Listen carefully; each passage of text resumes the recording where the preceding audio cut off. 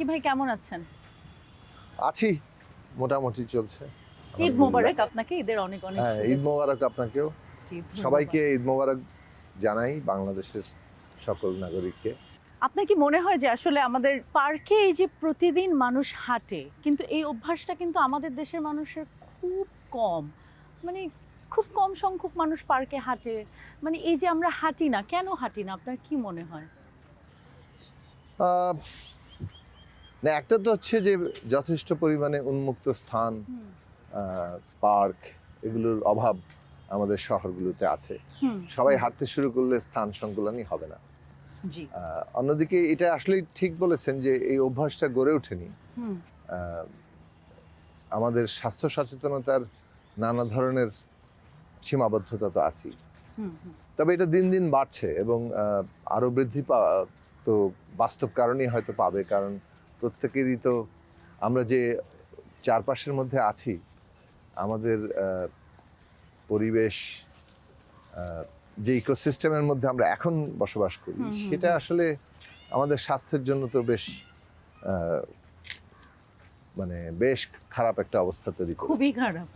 ফলে সেই দিক থেকে মানে মানুষ তো আরো বেশি নিজের প্রয়োজনেই সচেতন হচ্ছে এবং তাদেরকে শেষ পর্যন্ত এই স্বাস্থ্য সচেতনতার নানান দিকগুলোতে আসতে হবে। তবে সেইটার আয়োজনটাই আমাদের অনেক অপ্রতুল। সেই জায়গায় বরং এখন নীতি নির্ধারকদের আরো বেশি করে ভাবতে হবে। আপনার পছন্দের পাখি কি? মানে প্রিয় পাখি কি? সব পাখি পছন্দ। বাহ! কাককে কেমন লাগে আপনার? আহ, মানে বিশেষ ভালো মন্দের ব্যাপার নেই, মানে কাক তো আমাদের সঙ্গী, জীবনের সঙ্গী। আমার যেরকম খুব কাক তো পছন্দের সব পাখি ঋতুতে হচ্ছে কাক, তাই জিজ্ঞেস করলাম আপনাকে। ঢাকা শহরে কাক একদম কমে যাচ্ছে, আপনি নিশ্চয়ই লক্ষ্য করেছেন। হ্যাঁ, সেটা ঠিক। সব পাখি কমে যাচ্ছে। কাক তো কমছেই, অন্যান্য পাখি তো প্রায় বিলুপ্তের পর্যায়ে। কারণ ঢাকা শহরে বেশিরভাগ জায়গায় তো আসলে পাখি বসার কোনো পাখির জন্য উপযোগী পানির পরিবেশটাই ব্যবস্থা। নেই।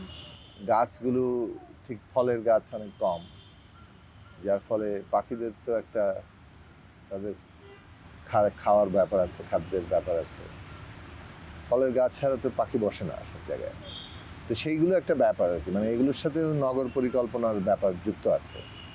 এবং আমাদের এখানে যে নগর পরিকল্পনা হয়েছে সেটা আসলে ঠিক মানুষের জন্য মানে সেগুলো মোটেই অনুকূল হয় নাই, এবং অন্যান্য মানে প্রাণ প্রকৃতির জন্য তো আসলে সামগ্রিকভাবেই সবার জন্য একটা বিরুদ্ধ অবস্থা। মানে পুরো নগরটাই গড়ে উঠেছে এমনভাবে যেন সেটা প্রাণ প্রকৃতির বিরুদ্ধে একটা কাজ করছে। ফলে পুরো জিনিসটাকে আবার নতুন করে ভাবতে হবে। এবং আমরা যখন সেই জায়গায় হাঁটছিলাম, আমরা যখন হাঁটি তখন কিন্তু আমরা দৃশ্যকে পাশ কাটাতে পারি না। আমি যখন হাঁটছিলাম আপনার সাথে, তখন আমি সবকিছু লক্ষ্য করছিলাম। বাট আপনার কি মনে হয় যে আমরা যখন গাড়িতে থাকি বা আমরা যখন আসলে বাসায় থাকি, তখন আমরা সবসময় দৃশ্যকে পাশ কাটিয়ে যাই, আমরা কোনো কিছু লক্ষ্য করি না? এরকম কি মনে হয় আমরা যখন গাড়িতে থাকি বা যারা গাড়িতে আসলে চলে তারা দৃশ্যকে পাশ কাটিয়ে যায়, এরকম মনে হয়?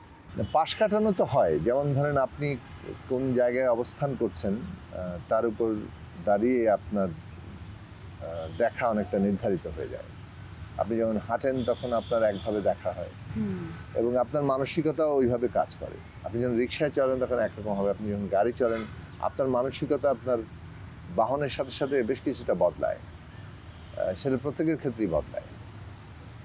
ফলে এই জায়গাটা তো আছেই। আমরা যখন দ্রুত গতির গাড়িতে চড়ি তখন তো অনেক কিছুই পাশ কাটিয়ে মিস যায়। করি, পাশ কাটিয়ে যাই। তবে দেখার দৃষ্টিটাও খুব গুরুত্বপূর্ণ। মানে আপনি একটা বিষয় দেখছেন, আরেকজনও দেখছে, দুয়ের দেখা আবার এক জায়গায় নাও হতে পারে। সেটা একদমই তাই। নির্ভর করে ওই বিশেষ মানসিকতা, ব্যক্তির উপরে, চোখ। তার নিজের দৃষ্টি ভঙ্গিটা কি, এবং যে কারণে আমাদের পার্থক্য ঘটে, নানা একদমই একই তাই। বিষয়কে দেখার অনেক পার্থক্য। তো বিবেচনার কেন্দ্রবিন্দু দরকার হয়, যিনি মানুষকে নিয়ে ভাবেন, এবং তখন তার বিবেচনার যে বিন্দু থাকে, যে প্রাণ প্রকৃতি নিয়ে ভাববে তার বিবেচনার যে বিন্দু থাকে, যে এটা নিয়ে ভাবছে না তখন তার বিবেচনা ভিন্ন রকম হবে। ফলে ওইটা খুব গুরুত্বপূর্ণ জায়গা, যে আপনি কোন দৃষ্টিভঙ্গি থেকে দেখছেন। আপনার দৃষ্টিকোণটা কি এবং এর পেছনে আপনার চিন্তা কি? আমরা আপনাকে দেখেছি সব সময় পথে পথে, রাজপথে হাঁটতে দেখেছি, আপনাকে আন্দোলন করতে দেখেছি। আমাদের কথাগুলো মনে হয়েছে যে আপনি বলছেন, সাধারণ মানুষের কথাগুলো আপনি বলছেন। আপনি সবসময় ক্ষমতার বিপক্ষে কথা বলেছেন। এখন কিন্তু আপনি ক্ষমতায় আছেন নিজে। তো এখন আপনি যে ক্ষমতায় আছেন, এখন কি আপনি আমাদেরকে পাশ কাটিয়ে ফেলবেন নাকি? না, ভালো প্রশ্ন করেছেন। আসলে এটা একটা আমার জন্য নতুন অভিজ্ঞতা এবং আমাদের জন্য, আমাদের পুরো দলের জন্যই নতুন অভিজ্ঞতা। কারণ আমরা তো আমাদের রাজনীতির যে অভিজ্ঞতা সেটা আসলে আন্দোলনের ভেতর থেকে একদমই তাই। এবং রাজনীতির হাতেখড়িও আন্দোলনের ভেতর থেকে। তারপরে দীর্ঘ পথ, প্রায় ৩৫ বছর ধরে আমরা যে রাজনৈতিক সংগ্রামের মধ্যে ছিলাম, মূলত একটা বিরোধী অবস্থানেই আমাদের দেশে পুরো সময়টা কেটেছে। এখন তুলনামূলকভাবে যদি বলি যে আমরা এমন একটা জায়গায় এসেছি যেখানে রাষ্ট্রীয় দায়িত্ব, সরকারি দায়িত্ব, সরকারের অংশ হওয়া, জি, এইটা একেবারেই নতুন অভিজ্ঞতা। ফলে এর মধ্যে একটা চ্যালেঞ্জ আছে, চ্যালেঞ্জ আছে। নতুন করে চ্যালেঞ্জ আছে। কিন্তু আমরা পুরো বিষয়টাকে দেখেছি যে জায়গা থেকে, যে আমরা একটা ফ্যাসিস্ট রাজনৈতিক ব্যবস্থার বিরুদ্ধে লড়াই করছিলাম, মানে যেটাকে একটা ফ্যাসিস্ট ব্যবস্থায় পরিণত করা হয়েছিল। ফলে তার বিরুদ্ধে লড়াই করতে গিয়ে আমরা বৃহত্তর ঐক্য গড়ে তোলার পক্ষে দাঁড়িয়েছি এবং সুনির্দিষ্ট রাষ্ট্র ব্যবস্থার মেরামত, সংস্কার এবং রূপান্তরের লক্ষ্য নিয়ে আমরা একটা ৩১ দফা কর্মসূচির ভিত্তিতে আমরা একটা বৃহত্তর যুগপৎ আন্দোলনের ধারায় আমরা কাজ করেছি। ওই আন্দোলনের ধারাবাহিকতাটা আমরা মনে করি যে শেষ হয়ে যায়নি, এখনো চলমান আছে। চলমান আছে। কেননা একটা সরকারের পতন ঘটেছে, যাকে আমরা ফ্যাসিস্ট সরকার বলেছি, কিন্তু ব্যবস্থাটা তো পুরোপুরি এখনো বদলায়নি। দীর্ঘ অন্তর্বর্তী সরকারের আমলে আমরা কী ধরনের বদলগুলো দরকার সেগুলো নিয়ে একটা ঐকমত্য তৈরির চেষ্টা হয়েছে। অনেকগুলো বিষয় ঐকমত্য হয়েছে, অনেকগুলো বিষয় হয়নি। এখন এটা বাস্তবায়নের প্রশ্ন আসছে। একটা নির্বাচন হয়েছে, সংসদ তৈরি হয়েছে, সেখানে এই সাংবিধানিক পরিবর্তনগুলো ঘটবে, তার ভিত্তিতে অনেক আইনি প্রাতিষ্ঠানিক পরিবর্তন হবে। এই যে পরিবর্তনের প্রক্রিয়াটা এবং দেশের আর্থসামাজিক সাংস্কৃতিক পরিস্থিতির বদল করিয়ে মানুষের ভাগ্যের পরিবর্তন করা, সেই পর্যন্ত যেহেতু আমাদের একটা লক্ষ্য আমরা ৩১ দফার মধ্যে দিয়ে প্রকাশ করেছি, আমাদের কাছে মনে হয়েছে যে এটাও আমাদের সেই লড়াইয়েরই ধারাবাহিকতা। ফলে সরকারে আসার মধ্যে দিয়ে অবস্থানগত একটা বদল হয়েছে, কিন্তু দৃষ্টিভঙ্গির জায়গাটা হচ্ছে যে মানুষের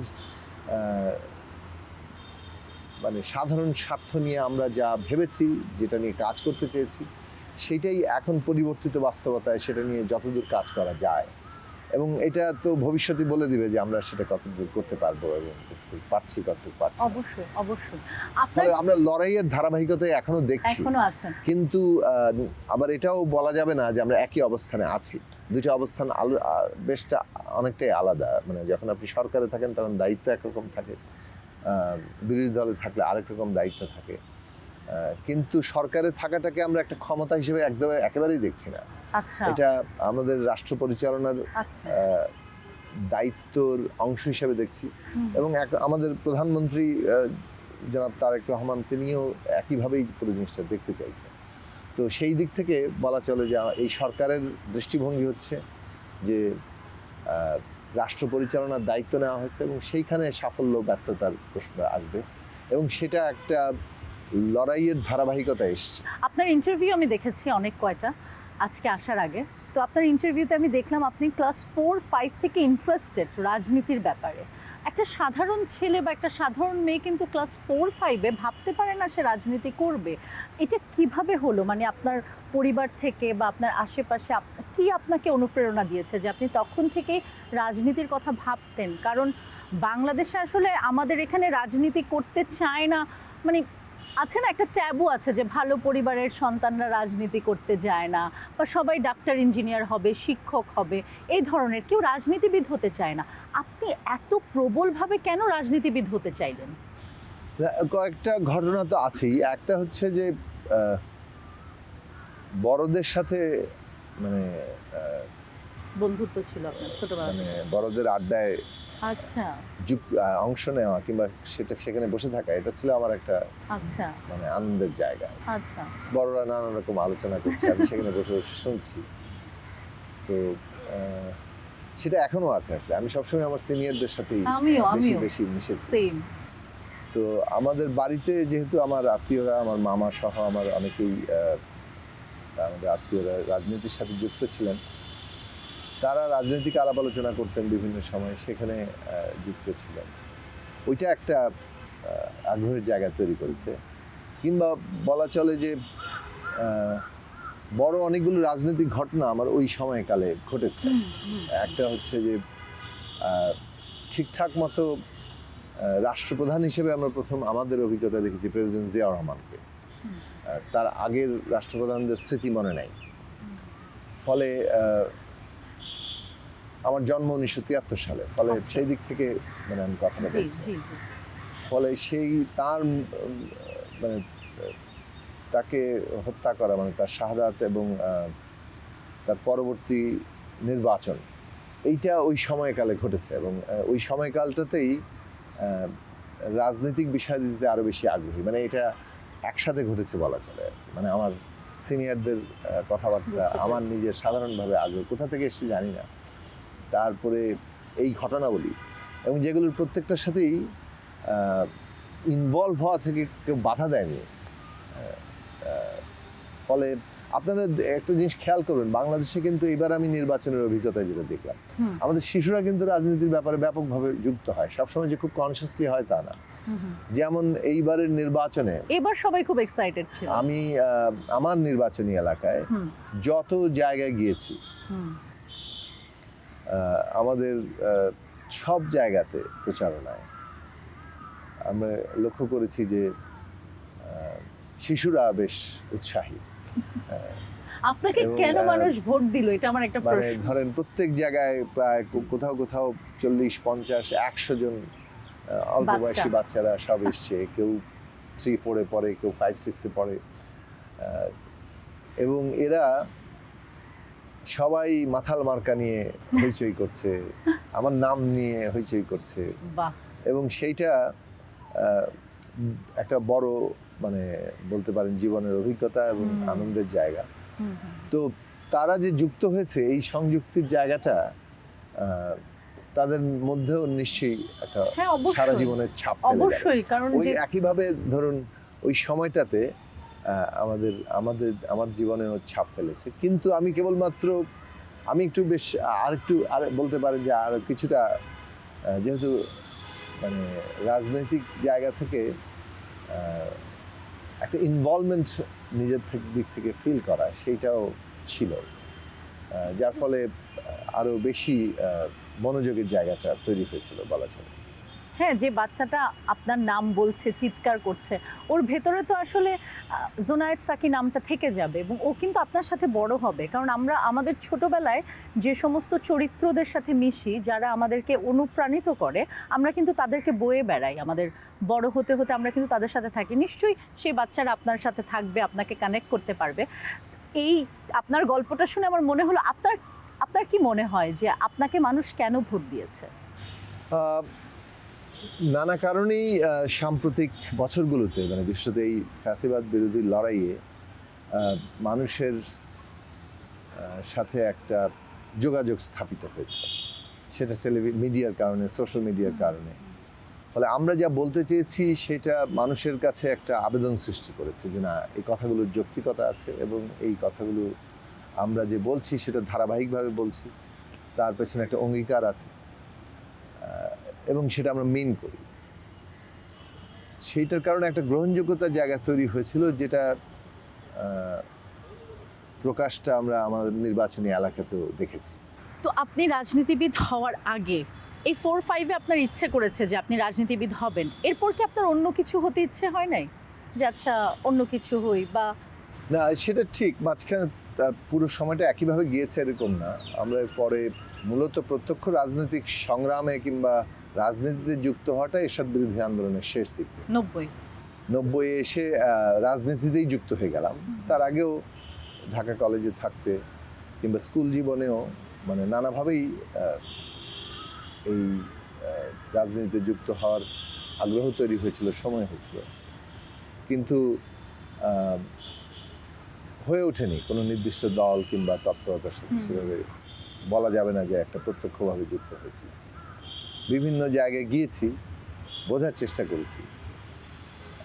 তবে এই সময়কালে আবার খেলাধুলার প্রতিও আগ্রহটা তৈরি হয়েছিল। মানে আচ্ছা। লেখাপড়ার বিষয় তো ছিলই, হুম। কিন্তু খেলা একটা বিশেষ আগ্রহের জায়গা বাহ! তৈরি করেছিল দারুণ। যে আপনার মানে কি খেলোয়াড়ও পছন্দ হওয়া ছিল? যেতে পারে। ওয়াও! ফুটবল? তো সেটা না, ক্রিকেট? ক্রিকেট খেলার দিকে ক্রিকেট, আমাদের শেষের দিকে ক্রিকেট খেলার মধ্যে একটা আগ্রহ তৈরি হয়েছিল এবং প্রফেশনালি ক্রিকেট খেলা মানে একটা ক্যারিয়ারও হতে পারে সেরকমটা আচ্ছা, মানে ইন্টারেস্টিং। অনেকটা ভেবেছিলাম। আচ্ছা। কিন্তু এই ৯০-এর আন্দোলন আমাদের এইসব ভাবনা চিন্তাগুলোকে দূরে সরিয়ে ফেলে এক ঝাটকায়, এবং আন্দোলনের মধ্যেই আমরা ঢুকলাম, রাজনীতির কর্মী হয়ে উঠলাম এবং তার সেই থেকে এ পর্যন্ত আমি একজন রাজনৈতিক কর্মী, আর অন্য কোনো দিকে কিছু অন্য কোনো প্রফেশন নাই। ভাবিনি।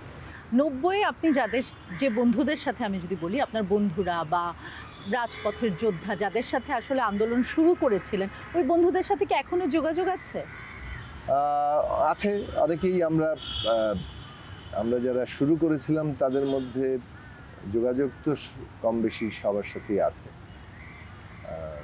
কেউ কেউ আমাদের মধ্যে থেকে হারিয়েও গেছে। আমার এক বন্ধু মৃত্যুবরণ করেছেন। আচ্ছা।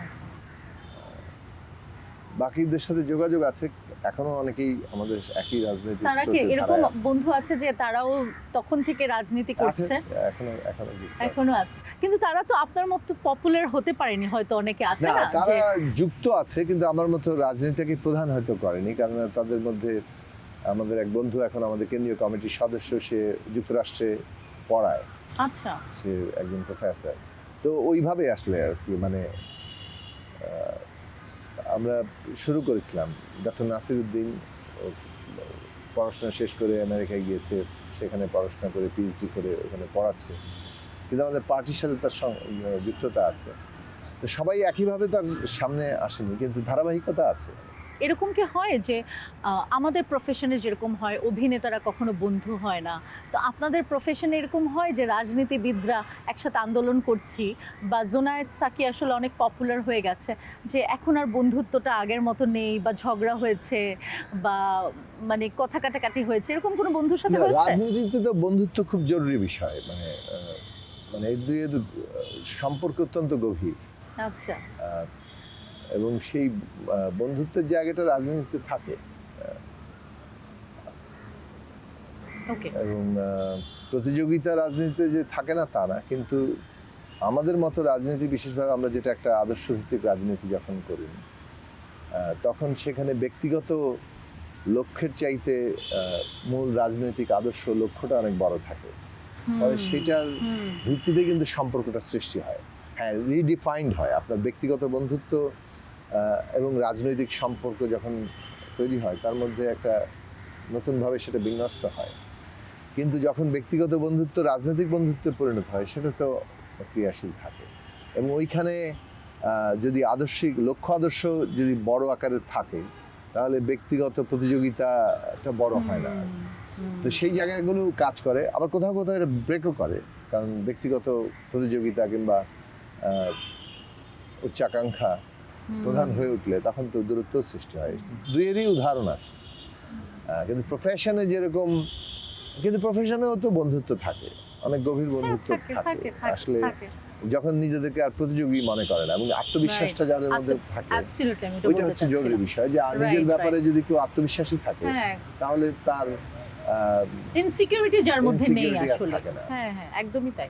আপনার নির্বাচনী এলাকায় আপনি প্রথম কি স্টেপ নিয়েছেন, যেটা আপনি সবার প্রথমে করবেন? এরকম কোনো স্টেপ আছে যে এটা আমি প্রথমেই করব? প্রথম আশু করণীয় ছিল যে আমাদের এলাকায় রান্নার চুলায় গ্যাসের সংকট। আচ্ছা। এবং আমাদের নির্বাচনী এলাকায় সব নারীরা, মানে যত নারী ভোটারের আমি মুখোমুখি হয়েছি, সবাই একই দাবি তুলেছেন। মুশকিলটা হলো যে এখন একটু আমরা আবার একটা নতুন সংকটের মধ্যেও পড়েছি, বৈশ্বিক একটা সংকটের কারণে। বাট সেই সমাধানের উদ্যোগ আমরা নিচ্ছি যত দ্রুত সম্ভব। আমাদের সরবরাহ যাতে ঠিকঠাক মতো থাকে, সেই এলপিজি গ্যাস সিলিন্ডার যাতে সর্বত্র সরবরাহ যায়, সেটার বিষয়ে আমরা উদ্যোগ গ্রহণ করছি এবং আশা করি যে সামনের দিনগুলোতে খুব দ্রুতই সমস্যার সমাধান করা যাবে। শিশুদের একটা দাবি ছিল খেলার মাঠ, হ্যাঁ সেটা নিয়ে আজকেও আমরা কথা বলেছি এবং খুব আগামী অল্প দিনের মধ্যেই আমরা এই খেলার মাঠ তৈরির ব্যাপারে উদ্যোগগুলো দারুণ, কার্যকর এটা পর্যায়ে নিতে দারুণ, পারবো। এটা দারুণ। স্কুলের দাবি ছিল, এগুলো একদম আশু দাবি যেগুলো তাদের, বিশেষত রাস্তাঘাটের অবস্থা খুব খারাপ, সেইগুলো ঠিকঠাক করার দাবি আছে। সেই সব কাজও ইতিমধ্যে শুরু হয়েছে। অনেকগুলো বড় মানে বড় চিন্তা যেগুলো মানে মধ্যমেয়াদে দীর্ঘমেয়াদে করতে হবে, সেই সব জায়গাগুলো নিয়ে আমরা ভাবছি এবং কথাবার্তা বলছি।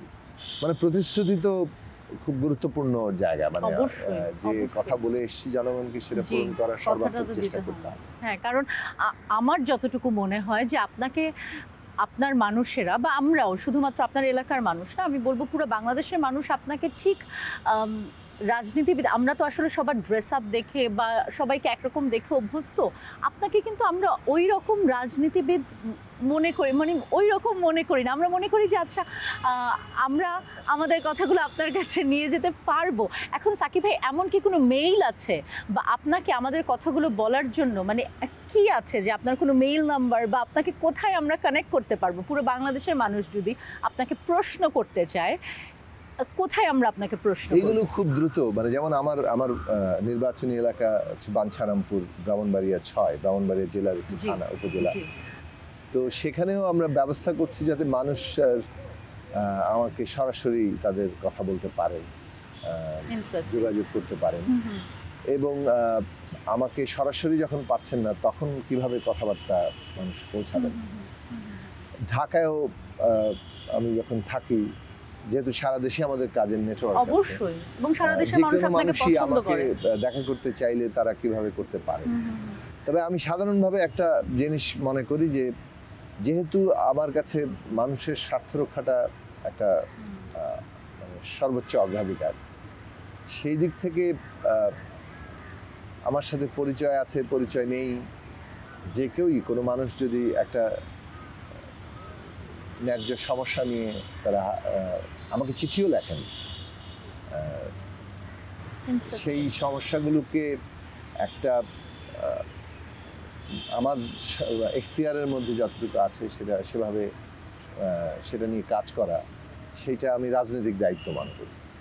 ফলে যে কেউই নানাভাবে আমার কাছে পৌঁছাতে পারে, কোনো পথ বন্ধ নেই। বাহ, দারুণ দারুণ। আপনার এলাকার নারীদের জন্য আপনি কি স্পেশাল কিছু করছেন? আসলে স্পেশাল বললে কথাটা ভুল হবে, কারণ আমরা আসলে নারীরা, আমার যেটা মনে হয় যে ঢাকা শহরের নারীরাই আমরা অনেক কিছু থেকে বঞ্চিত, সেখানে প্রান্তিক নারীরা তো আরও আরও নানান কিছু থেকে বঞ্চিত। আপনি কি স্পেশাল কিছু করবেন আমাদের মেয়েদের জন্য? না, প্রথম বিষয় ছিল যে আমাদের নারীর নিরাপত্তা নিশ্চিত করা। একদমই তাই, একদমই তাই। আমরা একটা যেটা মানে পুরো উপজেলায় প্রত্যেকটি গ্রামে আমি যাওয়ার চেষ্টা করেছি এবং চেষ্টা করেছি সব জায়গায় মানুষের সাথে নিজে কথা গিয়ে বলার। কথা বলতে। এবং সেখানে একটা গুরুত্বপূর্ণ অংশ ছিল যে মানে আমরা দেখতে চাইবো যে সারা দেশেই সেটা চাইবো, বাঞ্ছারামপুরের সরাসরি যেহেতু আমি জনপ্রতিনিধি হিসেবে আছি, সেখানকার দায়িত্বটা আমার একটু বেশি। আমরা বাঞ্ছারামপুরে একটি ধর্ষণকেও আমরা মানে দেখতে চাই না। ফলে কোনোভাবে যাতে ধর্ষণ কোনো প্রশ্রয়ের মধ্যে না পড়ে, রাজনৈতিক সামাজিক কোনো দিক থেকে কেউ যাতে এইটা যে একটা পুরো প্রশ্রয়ের জায়গায় না থাকে, সেটা প্রতিষ্ঠিত করতে হবে। সামাজিক প্রতিরোধের জায়গায় আইন তো আছেই এবং সেটার পাশাপাশি এই জায়গাটা করতে হবে। নারীদের সাধারণ নিরাপত্তা, তারা যাতে হয়রানির শিকার না হয়, বিশেষত শিশুরা যখন বড় হয়, নারী শিশুরা বড় হচ্ছে, তারা যাতে নির্ভয়ে বড় হতে পারে, মানে এই যে সারাক্ষণ ভয়ের মধ্যে আতঙ্কে তাকে থাকতে হয়। এবং সবচেয়ে বড় কথা হচ্ছে যে স্কুল কলেজে তাদের যে চলার পথে কিংবা কর্মক্ষেত্রে তাদের যাওয়ার পথে তারা যাতে কোনো হয়রানির শিকার না হয়, সেইটা প্রায়োরিটি আমরা দিয়েছি। এর বাইরে যেহেতু অনেকগুলো সামাজিক অর্থনৈতিক মানে কর্মকাণ্ড আছে, সামাজিক সুরক্ষা খাতে বলেন, এই সরকারের পক্ষ থেকে ফ্যামিলি কার্ড উদ্বোধন করা হয়েছে, যেটা নারীর সিদ্ধান্ত নেওয়ার ক্ষমতা অনেক বৃদ্ধি করবে, আর্থিকভাবে তাকে একটা সিদ্ধান্ত নেওয়ার জায়গায় নেবে। অন্যদিকে আপনার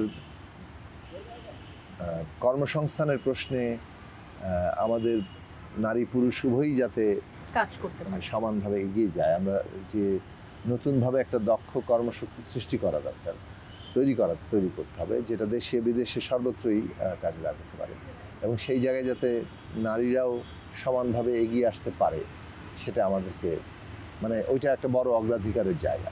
তো সেটা যেহেতু ন্যাশনাল পলিসির দিক থেকেই সেটা আছে, সেটা যাতে ঠিকঠাক মতো সর্ব জায়গায় কার্যকর হয়, আমাদের বাঞ্ছারামপুরে কার্যকর হয়, সেটার দিকে আমরা খুবই মানে বিশেষভাবে দারুণ দারুণ, খুব ভালো লাগলো আপনার এই কথাগুলো শুনে, খুবই ভালো লাগলো। আমাদের প্রাইম মিনিস্টারের একটি রিলস খুব ভাইরাল হয়েছে।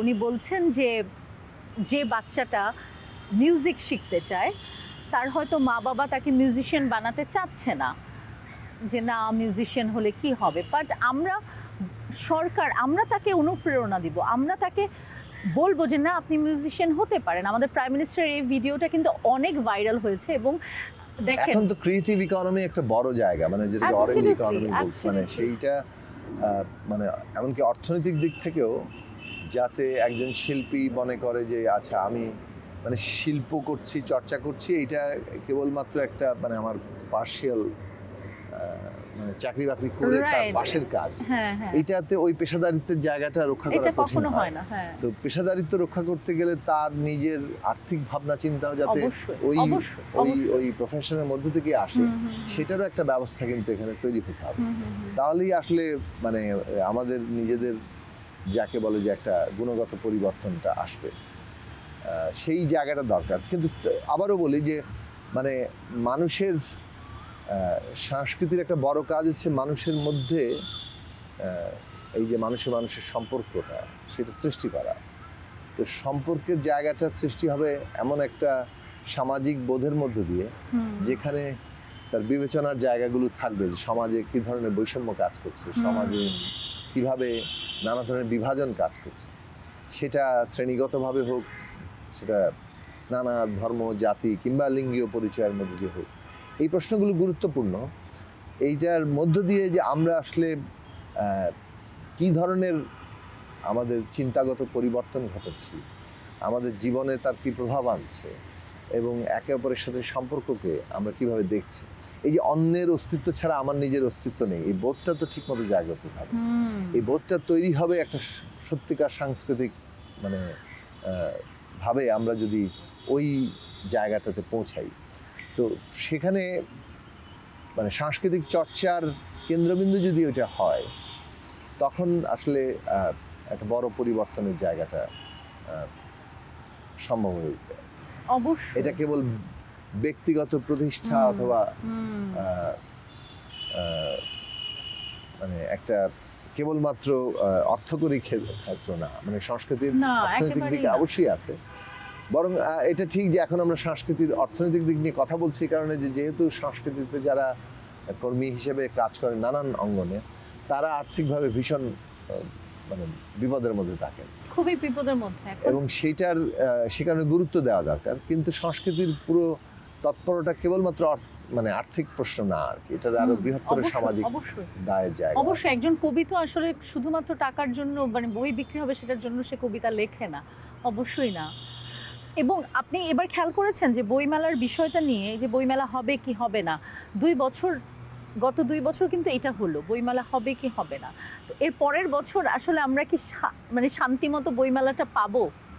না, এইবার একটা বিশেষ পরিস্থিতি তৈরি হয়েছে, নির্বাচন, রোজা ইত্যাদি exactly. কারণে। বিশেষত নির্বাচনটা বিশেষ প্রভাব ফেলেছে, কারণ সে কারণে বইমেলা শুরু হতেও দেরি হয়েছে।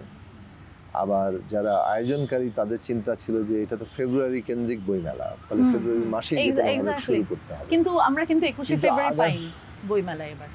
হ্যাঁ, মানে নতুন সরকার দায়িত্ব নিতে সবকিছু মিলিয়ে কিছুটা গেছে, রাজনৈতিক পরিস্থিতিও মানে একটা প্রভাব ফেলেছে হয়তো।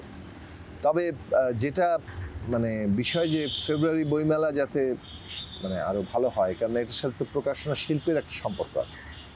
মানে এই মেলাটা অবশ্যই মানে অবশ্যই সমস্ত বাংলাদেশের যারা প্রকাশনার সাথে যুক্ত, তাদের বছরব্যাপী লক্ষ্য থাকে ফেব্রুয়ারি বইমেলাকে কেন্দ্র করে, এবং এখানেই তারা বই প্রকাশ করেন, সবচেয়ে বেশি বই বিক্রি করেন, এবং তার মধ্য দিয়ে বাকি বছরটা তাদের একদমই চলে। তাই, একদমই তো তাই। সেই জায়গা থেকে এই মেলাটা যাতে আরো বেশি মানে এফেক্টিভ হয়, এমনকি সব দিক থেকেই আমাদের একুশের সাথে তো বটেই, আবার একই সাথে যারা এর সাথে যুক্ত প্রকাশনা শিল্প তাদেরও স্বার্থের জায়গা থেকে সেই সব বিষয়ে নিশ্চয়ই সরকার আগামী দিনে আরো জোরের সাথে ভাববে।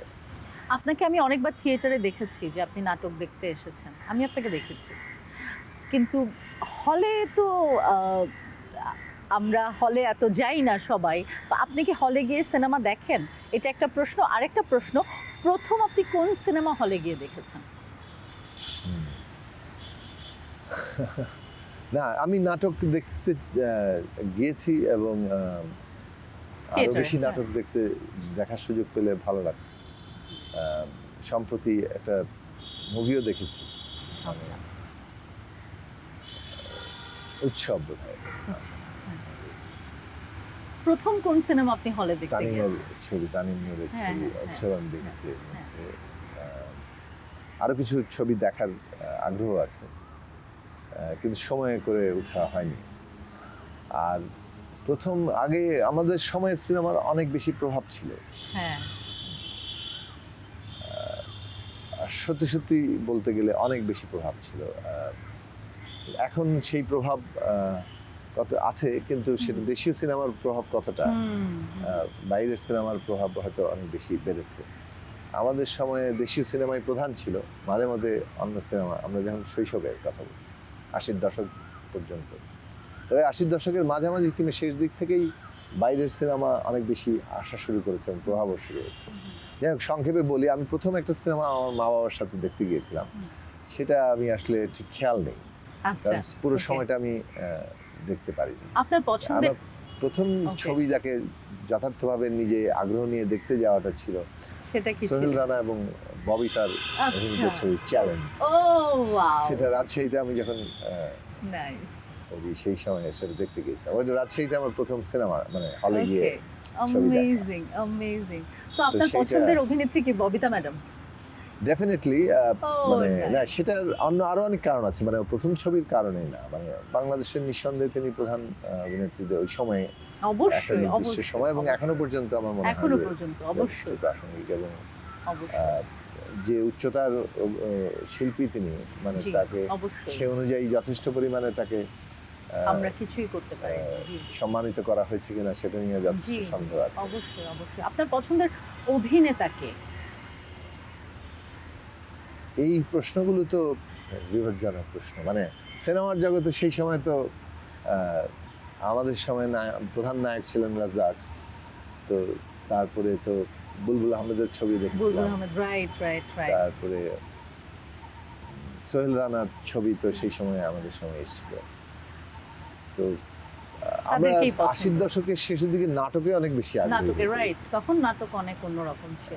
নাটক অনেক বেশি প্রভাবশালী হয়েছে, হুম, হুম, হুম, মানে আফজাল আহমেদ, হুমায়ুন ফরিদি, আসাদুজ্জামান নূর, হুম, হুম। তো এনারা, রাইসুল ইসলাম আসাদ, এনারা সবাই বেশ প্রভাবশালী একদমই, অভিনেতা।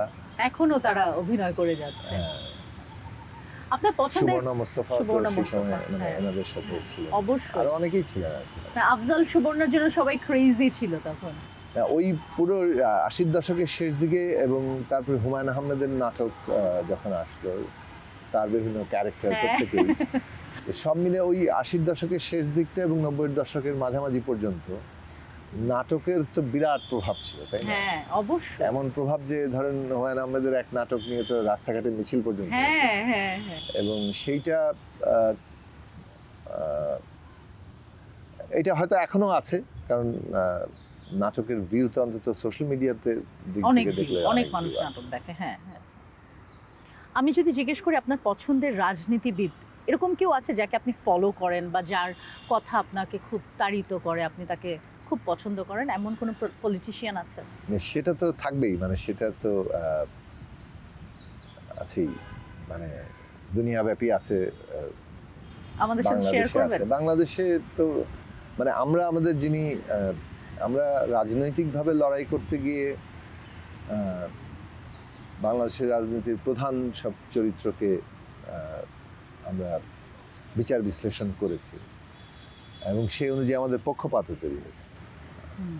আমরা আমাদের দলের দিক থেকে রাজনৈতিকভাবে মৌলানা আব্দুল হামিদ খান ভাসানীকে আমরা আমাদের গুরুত্বপূর্ণ রাজনৈতিক দিশা আকার নেতৃত্ব আকারে দেখি।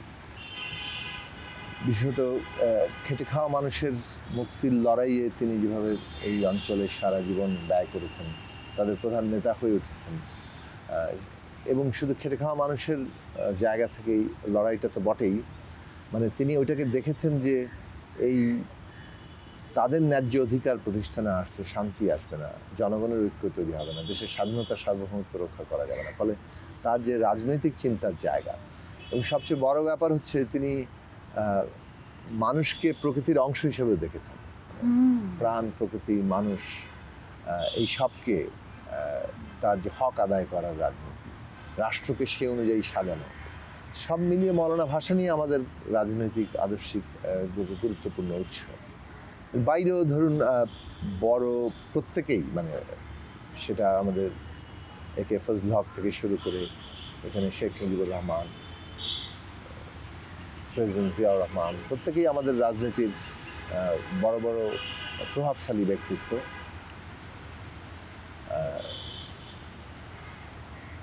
এই প্রভাবশালী ব্যক্তিত্বদেরকে আমরা মানে পাঠ করি, তাদের জীবন, তাদের ইতিহাস, এই কারণে যে এটা আসলে জনমানুষ কেন মানে তাদের প্রতি আকৃষ্ট হয়েছেন, কিংবা তারা কিভাবে মানুষকে ঐক্যবদ্ধ করতে পেরেছেন, সেইটা যেমন একটা গুরুত্বপূর্ণ প্রশ্ন, তেমনি বাংলাদেশের রাজনৈতিক পরিক্রমা এবং এই রাষ্ট্র যে পরিগঠন, সেই ক্ষেত্রে তাদের ভূমিকা খুব জরুরি প্রসঙ্গ হিসেবে সবসময় আসবে।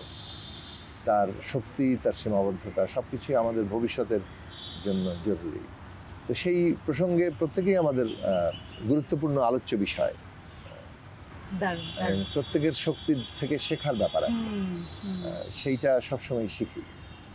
বাহ, দারুণ। আমরা অনুষ্ঠানের একদম শেষের দিকে ছোট ছোট কিছু প্রশ্ন করব। আর আরেকজনের নাম বলতে হবে, আমার শিক্ষকের নাম, মানে আমি বদরুদ্দিন উমরের রাজনীতির সাথেই মানে আমরা শুরুতে যুক্ত হয়েছিলাম, আমাদের ছাত্র জীবনের শুরুর জায়গাতে বলা চলে। তার প্রতি আমার ব্যক্তিগত শ্রদ্ধা আমাকে জানাতে হবে, যেহেতু রাজনৈতিক পরিক্রমায় বেড়ে ওঠার মধ্যে তার গুরুত্বপূর্ণ প্রভাব রয়েছে। আমরা অনুষ্ঠানের একদম শেষের দিকে চলে এসেছি। ছোট ছোট কিছু প্রশ্ন করব। আপনার ঈদের দিন পছন্দের খাবার কি, যেটা আপনার ভালো লাগে ঈদের দিন খেতে? আমার মায়ের বানানো পুডিং। ইন্টারেস্টিং। আর লাচ্ছা সেমাই। ইন্টারেস্টিং। আপনি কি সালামি দেন নাকি পান এখন? সালামি পান? কেউ কি দেয় আপনাকে সালামি? না, সালামি একসময় পেতাম, এখন তো সালামি দিতে হয়। আমার ভাই বোনদের ছেলে মেয়েরা আছে, হ্যাঁ, তারপরে গ্রেটার সার্কেলে। Right, absolutely. ঈদে কি আপনি বেশি এনজয় করেন? ফাঁকা ঢাকায় রিকশায় ঘোরা, এরকম কিছু, নাকি আত্মীয়দের বাসায়, মানে কি এনজয় করেন? এটা এক এক সময়ে, এখন মানে এক এক সময়ে ছিল।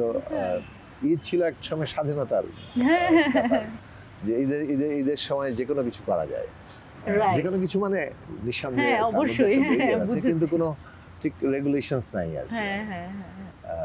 সেইটা একটা বড় বিষয় ছিল, অনেকটা রাত পর্যন্ত বাইরে থাকা যেত। ছোটবেলার ঈদের নতুন কাপড় পরা।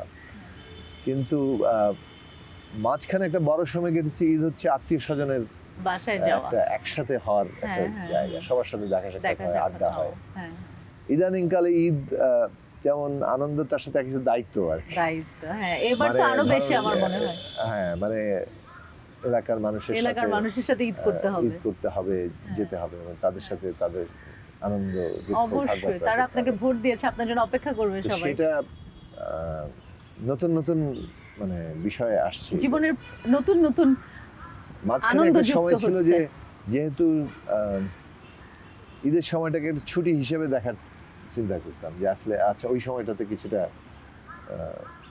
নিজের মতো করে থাকা যাবে, কিন্তু আসলে কখনোই থাকা হয় না। এটা সবসময় ভাবা হয়, কিন্তু কোনো সময় থাকা হয় না, সম্ভব না, অসম্ভবতার বাকি জীবনে। শেষ প্রশ্ন, আপনাকে একটি প্রশ্ন করব, সেটা হলো যে আপনি আর কিছুই করতে পারবেন না, ধরেন আপনাকে বলা হলো যে আপনি একটি কাজ করতে পারবেন আপনার এলাকার মানুষের জন্য, একটি কাজ করতে পারবেন এবং একটি পদক্ষেপ নিতে পারবেন, আপনি কোনটা নেবেন এবং কি কাজ করবেন? একটিই পারবেন। আমাদের সমস্ত শিশুদের জন্য এমন একটা মানসম্পন্ন শিক্ষার ব্যবস্থা করব যাতে করে তারাই বাকি সব কিছু বদলানোর কারিগর হয়ে উঠতে পারে। দারুণ দারুণ দারুণ দারুণ, ধন্যবাদ। আপনার উত্তরটা আমার খুব ভালো লেগেছে। আপনাকে অনেক ধন্যবাদ আমাদের অনুষ্ঠানের সময় দেওয়ার জন্য। আপনাকে ঈদ মুবারক। আপনাকে ধন্যবাদ আমাকে এই অনুষ্ঠানে আমন্ত্রণ জানানোর জন্য। ঈদ ঈদ মোবারক। মোবারক আবারও সবাই।